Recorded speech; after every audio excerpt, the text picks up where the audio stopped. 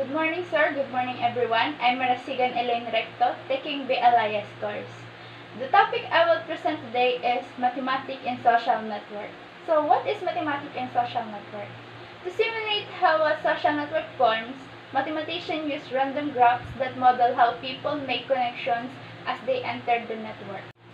Here is the example of graph. Graph where the nodes represent people. Yung nakikita niyo pong image ngayon, yan po yung graph. Yung mga dots na nakikita niyo is what we call nodes. Nodes na nagre-represent sa mga tao. And the line between nodes called edges. Yung mga blue lines na nakikita niyo nagko-connect sa bawat dots or bawat nodes is what we call edges. Edges represent social connection between them such as acquaintance, family, friendship, or classmates. Aside from that, this graph can be either undirected or directed graph. For instance, Facebook can be described with undirected graph since the friendship is bidirectional. Kyle and Kiara being friends is the same as Kiara and Kyle being friends. On the other hand, Twitter can be described with a directed graph. Kyle can follow Kiara without Kiara following Kyle. Social network tends to have characteristic network properties. For instance, there tends to be a short distance between any two nodes and a tendency to form triangles. If Kyle is friends with Kiara and JD are more likely to be friends with each other.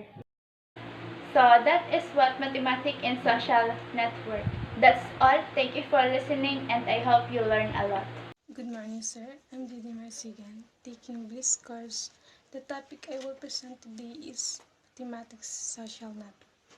Ano nga ba ang Mathematics Social Networks? Social networking has helped people to expand their network, add friends, enhance their careers, make connections, recruit employees, and find people with scarce skills. Social networks forms mathematicians use random graphs that model how people make connections as they enter the network. Ginagamit natin ang sa social networks kabilang na lang kung ilan yung mga followers, like, or share. And it helps determine what type of content can potentially become trendy on Instagram and bring you more followers.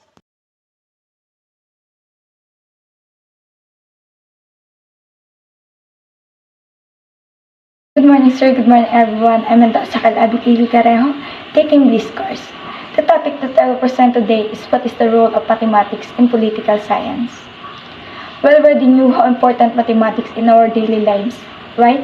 But when do we need to use mathematics in political science?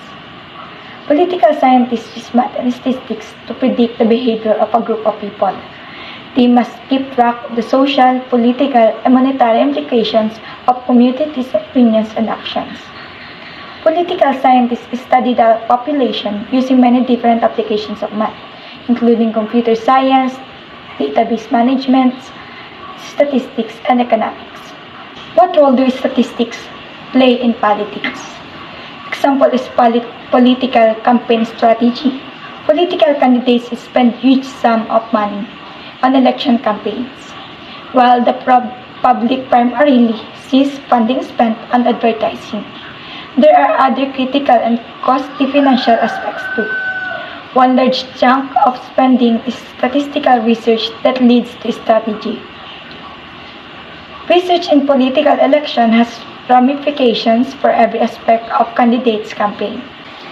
Example of interesting statistics that lead to actionable information include the following: public opinion that affects a candidate's position on issues, voter attitudes that influence campaign messaging, demographics that determine targeting, media habits and preferences that drive advertising placement. Applied statistics can have a dramatic impact on the outcome of a political campaign, and this creates high value for the role of its statistics. Good morning, sir. Good morning, everyone. I'm Mendoza Raymond Credo, taking Bliss course, and for today's presentation, I present to you the role of mathematics in political science. But first, let me read some of the information I gathered in my research. Political science is one of the last disciplines to have begun using mathematics on a widespread basis. During the first half of this century, mathematical formulae were used less in political science than in psychology, economics, and even history. Sinasabi po dito sa article na nabasa ko at nung panahon pong yun na hindi pa po ganun kakilala o nagagamit ang mathematics sa political science. Dahil mas nabibigyan nga po ng pansin ang mga economics dahil alam po natin na karamihan po sa trabaho ay nagagamitan po natin ito ng mathematics. At ayon po dito sa aking pag-research at pagngangalap pa po ng mga information upang malaman ko po kung ano po yung role ng mathematics. Nalaman ko po na mayroon pong method ng mathematics na magagamit natin sa political science. At ito po yung calculus of voting. Ang calculus of voting po ay represent a hypothesis decision-making process. These models are used in political science in an attempt to capture the relative importance of various factors influencing an elector to vote or not vote in particular way. Ito pong calculus of voting ay ginagamit po upang malaman po natin sa isang tao kung ito po ay boboto o hindi. At ginagamit po ito sa mga paraang nararapat na malaman natin kung yung taong ito ay karapat-dapat nga bang bumoto. At sa panahon pong ito, the political scientists have added rigorous mathematical techniques to their toolbox, creating methods to explain adversaries' actions and even predict them, thus making society safer and more intelligent. By adding the rigor of mathematical analysis, they have been able to solve more of the puzzle. Kaya sabi po ngayon sa panahon pong ito, mas nabibigyan na pong pansin ang mathematics o role ng mathematics sa political science. Mas nagagamit na po yung importansya niya na mas palawakin pa o mas maging safe pa po yung ating bansa o ating politika. Yun lang.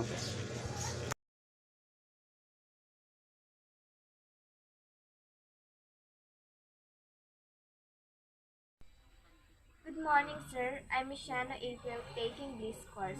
The topic I will present today is mathematics and linguistics. So, what is the first thing that comes into your mind when you hear the word mathematics and linguistics?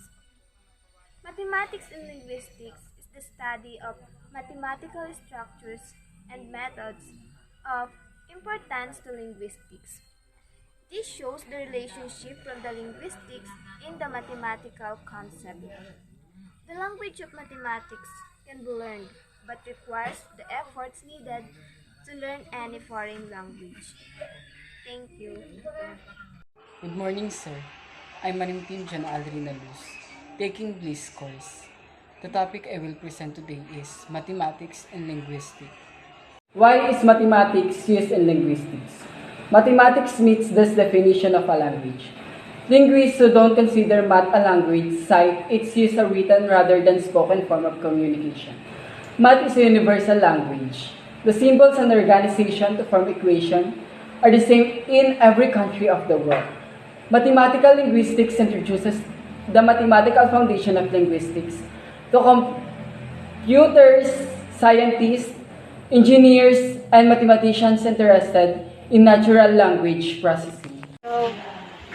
Good morning, sir. Good morning, classmate. I'm Midaplor Joelyn M. taking Bliss course. The topic I will present today is mathematics and linguistics.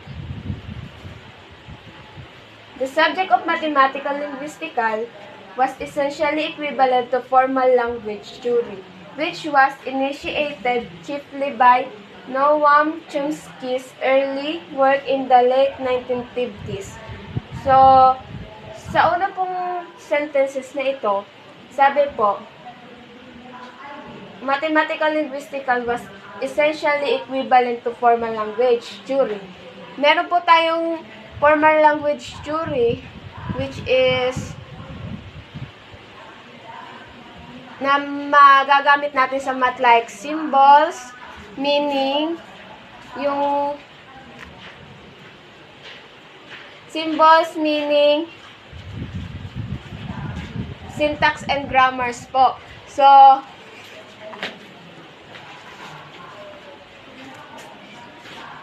next sentences po tayo. Precursors to this work included that of Alan Turing and also defining grammars by Axel Chu as early as 1906. A formal language is normally defined as a set of expressions are sentences consisting of elements drawn from vocabulary.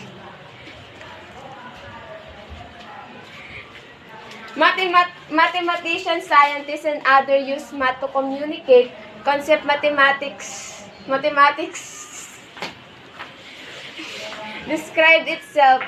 A field called meta-mathematics deals with phenomena and abstract concepts. Yun lang po, sir. Salamat po.